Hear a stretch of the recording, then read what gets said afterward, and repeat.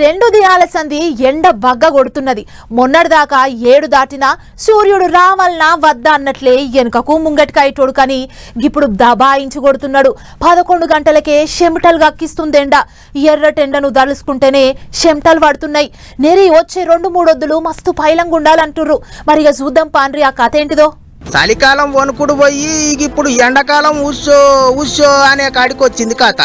ఎన్నొద్దులు సాటుకు తిరిగిన సూరన్న ఇక నేటుగానే ప్రతాపం చూపిస్తాడు. పొద్దుగాల జర చల్లగానే ఉంటుంది గాని 11 అయిందంటే చాలు ఉడకపోత షురు అవుతున్నది. నిరిగి 2 దినాల సంది ఎండ గట్టిగా ఉడికిస్తాంది. పొద్దుమికి కూడా ఆలస్యంగా చీకటి అవుతున్నది. చలిడిచిందిగా ఎండ ఎగబడుతున్నది. ఎప్పుడెప్పుడు మాడు వలగొట్టాలనా అన్నట్టే ఉరికొస్తున్నాడు ఎండదేవుడు. మిట్ట మధ్యాహ్నం అయితే మంచిగా కుంపటి పెట్టినట్టే అవుతున్నది. అందుకే అందరూ జర పైలంగుండుర్రి. ఇప్పటికే కర్నూలు జిల్లాల దగ్గర 40 డిగ్రీలకు చేరుకున్నదట ఎండ.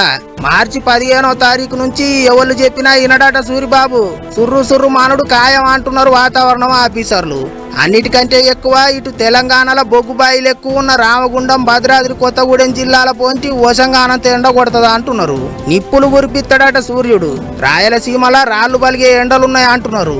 ఏప్రిల్ నెల రాకముందే గర్మి దగ్గర 40 డిగ్రీల దాకా పోయింది. ఒక్క తెలుగు రాష్ట్రాలలోనే కాదు, ఈసారి దేశం అంతా ఎండలు గట్టిగానే కొట్టేటట్టున్నాయట. అంటే పోను కుక్కర్ల ముక్కల కూర ఉడికినట్టు కుత ఉడుకుడే ఉన్నది. పోయినరి చెక గట్టిగానే తాకేటట్టున్నది. ఉక్కపోత నుంచి ఊరడి పొందాలంటే పంకలు, కూలర్లు, ఏసీలు అన్ని ముందుగానే దుమ్ము దులుపుకొని రెడీగా ఉండుండి.